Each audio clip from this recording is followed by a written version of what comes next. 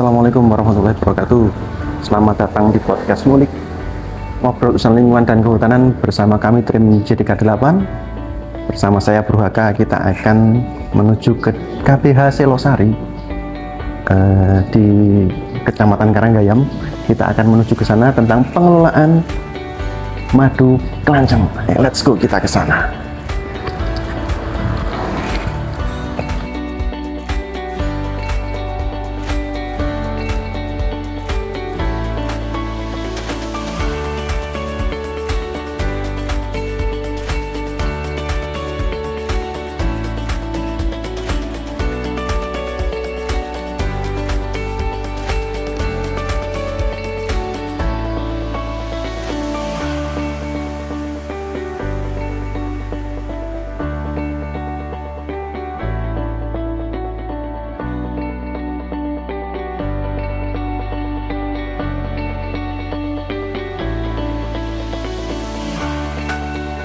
Sambil tanya-tanya Pak Manarjan selaku Ketua KPH Selosari. Iya. Ini jenis-jenis yang dikembangkan untuk madu kelanceng di KPH jenengan dan kawan-kawan ini jenisnya apa saja? Jenisnya. Terus produksi yang bisa dihasilkan dalam jangka waktu tertentu itu berapa Pak? Jenisnya itu kelanceng Itama. Yang di sini ada 3 jenis, yang satu Itama, yang satu lagi Levisep, yang satu lagi itu Hiroi. Yang sering saya panenin itu dari Itama. Kalau dari Hiroi itu emang lamban banget, yang Levisep juga lamban. Kalau Itama itu bisa 1,5 bulan sebetulnya bisa dipanenin. Kalau Hiroi itu lamban sekali, malah itu sampai 5 bulan sampai 6 bulan. Kalau Levisep juga sama, 6 bulan atau 5 bulan baru bisa dipanen.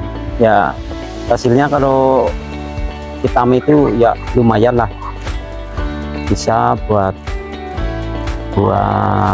kelompok, buat keluarga gitu. Oke Pak, untuk dari ketiga jenis itu yang paling menjanjikan yang mana Pak? Untuk yang terutama untuk hasil produksinya dan harganya yang kayaknya menggiurkan di lapangan Pak.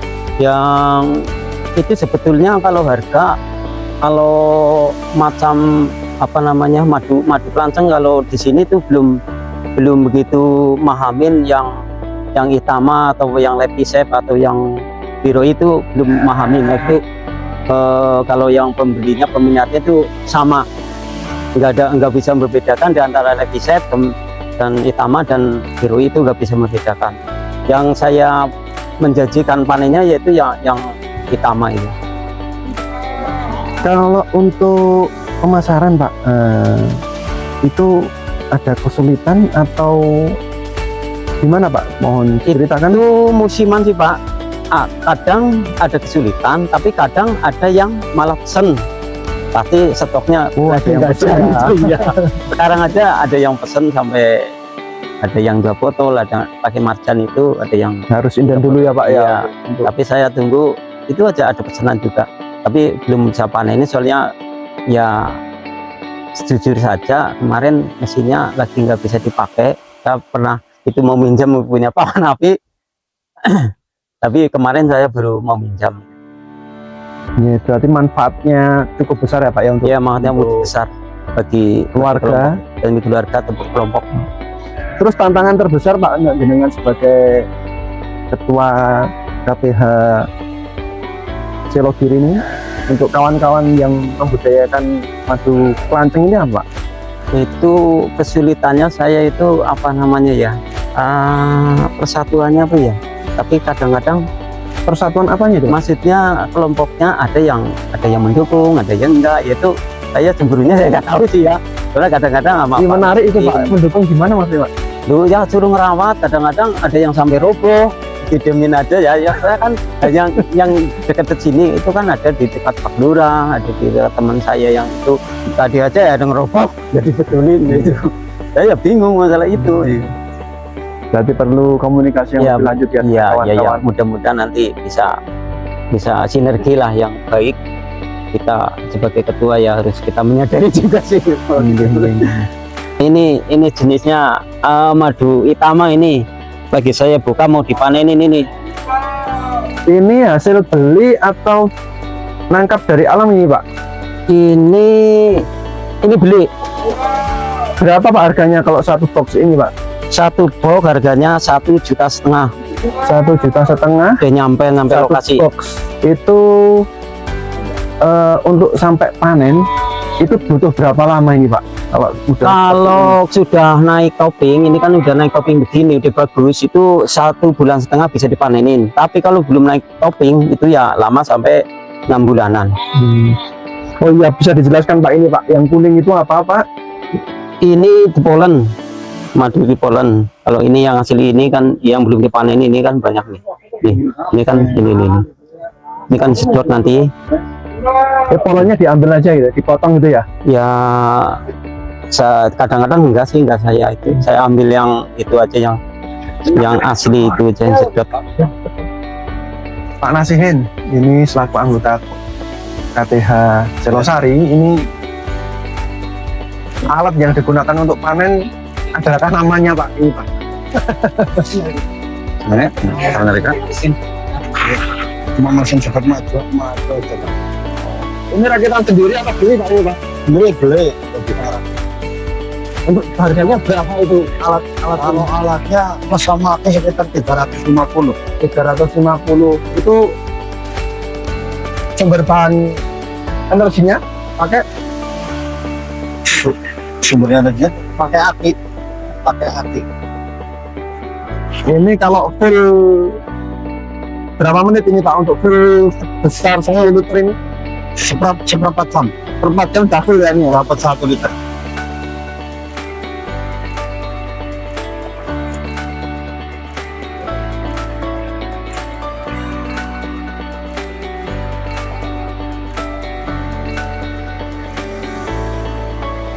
ini teknik, adakah teknik khusus, Pak, untuk tidak Tidak mengganggu ratu lebah atau koloni lebah ini? Gimana tekniknya, ada tips-tips khusus untuk Kalau pemulaan pemanenan harus dibuka dulu sekitar 10 menit baru bisa dimulai penyemprotan. Nah itu kalau masalah ratu itu di bawah sama gabung sama. Berarti kita tunggu dulu, sudah dibuka, kita tunggu dulu baru 10 menit ya, Ya sekitar 10 menit lah biar koloni lebah itu biar nggak agresif. Kalau untuk pemanenan pagi, siang, sore, sarannya untuk kawan-kawan pemirsa seperti apa, Pak? Kalau untuk pemanenan bagusnya hari ya sekitar menjelang ya sekitar jam 3 jam 2 lah, itu lebah nggak begitu agresif. Terus yang dari misalnya itu anak buahnya itu lebah-lebahnya juga udah penuh bawa madunya ke sarang gitu.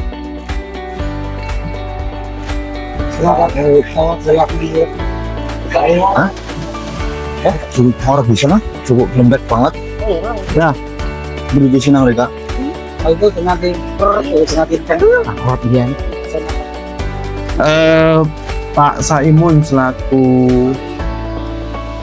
Sekretaris Desa Celogiri, ini untuk dukungan kepada rekan-rekan yang budidaya madu kelanceng itu dari desa seperti apa, Pak? Mohon kita diberikan gambaran sumbangsih dari desa untuk memajukan perkelancengan ini, Pak.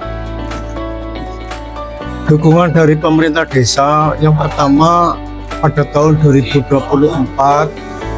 lewat penyuluh kehutanan Pak Triyono bahwa Desa Celogiri akan mendapatkan program budidaya ternak kelanceng. Terus kami menganggarkan lewat RKP saya masukkan ke APBDes untuk sinergi antara program CDK 8 Kabupaten Kebumen dengan pemerintah desa. Kami menganggarkan untuk beli madu kelanceng sejumlah 50 untuk saya sumbangkan kepada kelompok lewat program ketahanan pangan tahun 2024. Selain itu juga kita memberikan stimulan bibit tanaman pakan lebah madu kelanceng berupa ada bunga pengantin, ada kaliandra, ada bougainville, ada melati kusta dan tanaman-tanaman lainnya agar dikala musim kemarau lebah kelanceng itu tidak bubar atau bisa menghasilkan madu yang baik. Selain itu dukungan pemerintah desa selalu memberikan bimbingan sekaligus motivasi kepada kelompok agar dalam mengelola bibit madu kelanceng itu berjalan baik, pengorganisasiannya baik. Saya sarankan malah untuk bisa studi banding dengan teman-teman kami yang ada di Giri-Tirto ataupun desa lain sehingga dapat meningkatkan taraf hidup masyarakat atau pengelolanya atau kelompok dan bisa melestarikan di kawasan hutan yang ada di Desa Selogiri. Oke, terima kasih Pak informasinya paling tidak, dan kita harapkan ke depannya kita selalu terjalin komunikasi dan silaturahmi yang baik dari JDK 8 terhadap Desa Selogiri dan kelompok tani di sekitaran Desa Selogiri. Matur nuwun Pak atas informasinya, semoga selalu berkah, selalu sehat dan selalu semangat. Amin, amin, amin. Pak Slamet Hanafi selaku PKSM Penyuluh Kehutanan Swadaya Masyarakat pendamping kelompok tani Selosari yang di wilayahnya di Karanggayam Pak nggih. Nggih. Beliau ini merupakan mitra cabang Dinas Kehutanan wilayah 8 dalam mendampingi kelompok tani di lapangan. Pak Hanafi, ini untuk bentuk pendampingan yang diberikan jenengan terhadap kelompok tani Selosari ini seperti apa Pak? Begini, pertama karena di sini sudah berkat budidaya lebah kelanceng, saya menggalakkan atau menyupport dengan memperbanyak lebah kelanceng. Tujuannya kan ini hasil hutan bukan kayu.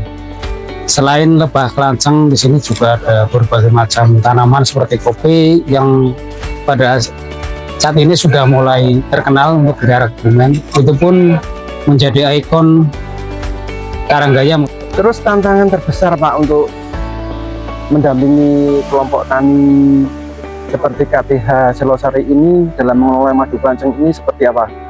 Terutama khususnya ya untuk kelestarian hutan dalam hal tidak menebang pohon, terus tantangan mungkin untuk tantangan produksi ataupun pemasaran, tantangan apa sih yang sebenarnya dihadapi jenengan selaku PKSM Kecamatan Karanggayam? Kalau menurut saya tantangan yang signifikan nggak ada. Mungkin cuma sedikit kesadaran masyarakat dengan menambah tanaman pakan lebah kelanceng aja, termasuk kayak tanaman buah, mangga, nangka dan sebagainya. Itu kan ada dua hasil. Selain hasil buahnya juga hasil nektarnya. Mungkin seperti nangka, di sini juga ada banyak nangka. Itulah suatu kita perlunya budidaya nangka karena kita budidaya lebah kelanceng jenis utama karena membutuhkan resin jenis nangka ataupun jenis mangga. Jadi untuk signifikan masalah di sini nggak ada lah. Itu cuma kesadaran sedikit kurangnya penanaman buah-buahan atau yang lain untuk menambah pakan lebah kelanceng itu sendiri. Oke, terima kasih Pak Hanafi selaku PKSM Karanggayam. Tetap sukses, kita di JTK mengucapkan banyak terima kasih kepada jenengan. Semoga tetap sehat, selamat semangat dunia akhirat. Amin, amin. Terima kasih.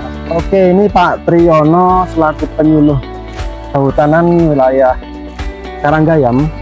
Ini mohon informasi Kak untuk peran budidaya lebah madu ini dalam upaya pelestarian hutan di wilayah Karanggayam itu seperti apa Pak? Siap. Jadi kami selaku Penyuluh Hutanan tingkat Kecamatan Karanggaya selalu menggerakkan perekonomian masyarakat dari melihat potensi-potensi yang ada, termasuk tutupan-tutupan lahan yang sudah ada. Jadi dengan adanya budidaya lebah lanceng, ini otomatis ekonomi masyarakat meningkat. Kemudian tegakan yang ada di atasnya, yaitu seperti tanaman tegakan seperti sengon, kemudian akasia dan sebagainya, ini otomatis aman. Terus Oke Pak, terima kasih Pak informasinya Pak. Jadi intinya itu dalam pengupayan lebah madu Klanceng ini tidak menebang pohon gitu ya Pak ya? ya, Secara simpel seperti itu. ya, dengan adanya ekonomi masyarakat yang meningkat dari hasil budidaya lebah madu, otomatis untuk tegakan kayu di atasnya aman. Oke. Terima kasih Pak Triyono selaku penyuluh kehutanan wilayah Karanggayam. Terima Ya. kasih. Ini saya tambahkan lagi bahwa kegiatan ini dengan kegiatan kehutanan adalah andalannya, kegiatannya pola agroforestry. Berarti tanaman campuran antara tanaman kayu-kayuan, kemudian ada pengembangan lebah madu, tanaman obat-obatan, kemudian kita juga mengembangkan ternak gitu yang ada di sebelahnya. Itu ada selain tanaman untuk pakan lebah madu, juga untuk tanaman pakan ternak. Jadi akan pilah-pilah antaranya lebah madu dan ternaknya, gitu bro. Oke Pak Tri, terima kasih atas informasinya. Semoga ke depan ditemukan juga suatu pola yang bagus dalam hal kelestarian hutan dan untuk mendukung ekonomi di kawan-kawan di sekitar hutan. Siap. Selalu sehat Pak Tri, selalu Amin, semangat, amin. semoga selalu berkah.